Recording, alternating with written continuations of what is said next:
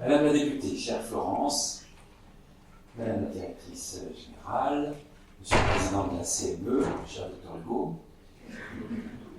Monsieur le doyen, cher Hugo Victor, vous avez quelques lectures communes, Monsieur le directeur représentant du directeur régional de l'ARS, Monsieur le président de l'université, Mesdames et Messieurs, chers amis, bonne année 2026. Je vais essayer d'être court, mais je voulais en 3 mots vous remercier pour votre action, pour notre collaboration, et puis pour, d'une certaine façon, vos convictions.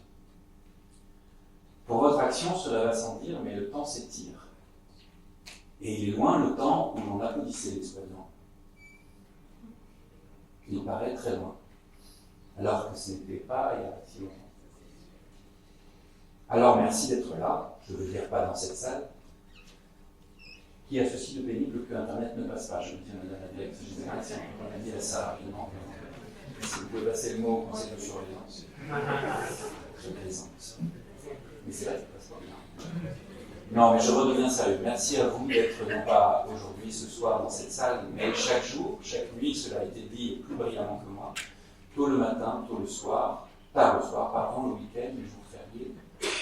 Cette continuité de soins et, pour reprendre la formule de M. Weber, de cette chaîne invisible humaine qui fait que le CHU répond toujours présent. Et nous mesurons, je le dis pour les élus, Florence et moi, Léoté est là, je pourrais le dire pour le conseil municipal et son entièreté, à vrai dire, nous mesurons à quel point un tel engagement impacte parfois jusqu'à la vie personnelle. Alors merci, et je tiens toujours à le dire à toutes et tous sans distinction, c'est-à-dire bien sûr les personnels soignants, mais également les personnels non soignants, les personnels médico-techniques, les équipes administratives, les agents de maintenance, de logistique, de restauration, de propreté, les équipes de direction bien sûr, et évidemment les personnels soignants en particulier. Mais l'hôpital, vous l'avez dit, est un collectif au cœur de la ville et de notre agglomération. Je tiens aussi à le dire parce que ce n'est pas le cas de toutes les agglomérations. Nous avons une chance, c'est le fruit de l'histoire, qui emporte un certain nombre de contraintes quand même. Je le reconnais volontiers, mais tout de même, pour beaucoup de nos concitoyens, et évidemment pour les patients en premier lieu, c'est quand même une très grande chance d'avoir un CHU en cœur d'agglomération. Donc merci d'agir au quotidien avec cette compétence, cette rigueur, ce professionnalisme et cette humanité qui, à vrai dire, ne s'apprend pas vraiment. Inutile de faire référence à mon cas personnel, je peux simplement attester comme citoyen, comme patient et comme beaucoup d'entre nous, on va dire, de cette humanité et de cette excellence du CHU. Ce merci pour votre action, donc, est d'autant plus fort que vous exercez votre mission dans un contexte qu'il ne m'appartient pas de décrire par le menu, puisque nous sommes en période électorale, mais dont chacun comprendra conviendra plutôt qu'il est extrêmement incertain et donc contraint. Pour le dire autrement, l'hôpital public traverse une crise si profonde et si durable que le mot même de crise, qui suggère une forme d'intermittence ou de courte durée, ne convient plus. Ou alors il s'agit d'une crise structurelle. Les tensions sur les effectifs, le manque de moyens sont bien connus, et pourtant, ici comme dans d'autres centres hospitaliers, vous êtes là, vous tenez, vous continuez et vous restez exemplaires. Merci donc pour votre action. Merci aussi pour votre collaboration et pour notre coopération, puisque là je prends la casquette de président de la métropole Rouen-Normandie et de maire de Rouen, la ville de Rouen, la métropole, ont choisi d'être à vos côtés.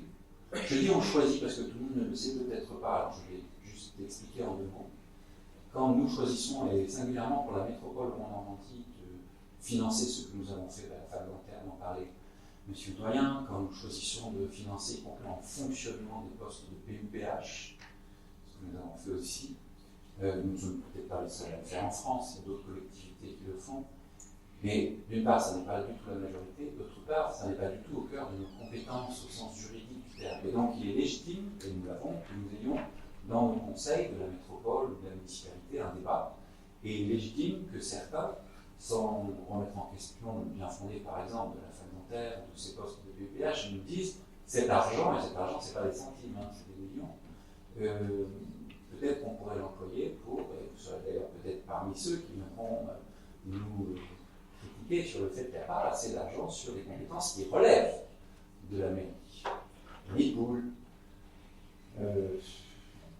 l'urbanisme, le transport, les déchets, etc. Et bien sûr, ce n'est pas la même chose, mais à la fin, ce sont des euros quand même, et ce sont vos euros. Je veux dire, c'est l'argent des impôts. Et donc, il y a des choix qui sont faits. Ce sont donc des choix politiques que nous faisons, et comme là, je dis nous, je ne dis pas juste les élus, que nous faisons ensemble. Et je me souviens des discussions que nous avons pu avoir sur ces quelques sujets, il y en a plein d'autres depuis le début. On pourrait parler de la recherche, je vais y venir dans mon dernier point. En réalité, ce sont des choix non seulement, je crois, concertés, assumés, mais parfaitement indispensables. Absolument indispensables et nécessaires pour le territoire. Je n'ai pas besoin de revenir sur les indicateurs de santé de notre région, de notre agglomération, mais je vais le dire en 2 syllabes, cas état. Ils sont cata. Ils sont catastrophiques. Ils sont très mauvais. C'est pas une critique, hein, c'est simplement un constat, une réalité historique, d'ailleurs, pas du tout récente. Il y a quelques améliorations dans certains secteurs. Je suis très fier, par exemple, que la qualité de l'air s'améliore sur l'agglomération. Enfin, les conséquences médicales et sanitaires, évidemment, sont sur le plus long terme. Et plus largement que cela, on sait que nous restons une des régions où les indicateurs de santé ne figurent pas quand même parmi les meilleurs d'Europe. Donc, il y a encore du boulot, pour dire plus trivialement. Et donc, il est essentiel, et je suis vraiment très reconnaissant à l'ensemble du personnel du CHU, à la direction, à la CME, aux doyens, et bien sûr à l'université, plus largement d'ailleurs à l'écosystème du campus santé, de s'engager dans cette voie avec nous, et quand je dis nous, pas uniquement bien sûr la ville ou la métropole, je peux parler de la région, de l'ARS, et d'autres collectivités ou d'autres services de l'État.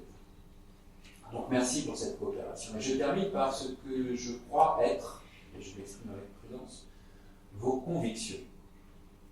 Alors n'y voyez pas l'allusion politicienne, je parle de votre conviction en une société où d'abord l'humain prime, c'est le serment d'Hippocrate, et où la science prime. Parce qu'il n'y a pas de médecine sans science. Mais si on y réfléchit bien, on se retrouverait presque aujourd'hui dans un monde, si je prends par exemple l'exemple du numérique, où la technologie, grok, devient anti-science, alors qu'elle en est elle-même le fruit. Et il y a donc plus d'un paradoxe dans notre société, et notamment, alors on pourrait supposer que le progrès humain est dans les convictions rationalistes, la compréhension que c'est par le doute, par l'innovation, la curiosité, la découverte de l'altérité, que le progrès humain se fortifie, mais on a peut-être parfois le sentiment du contraire.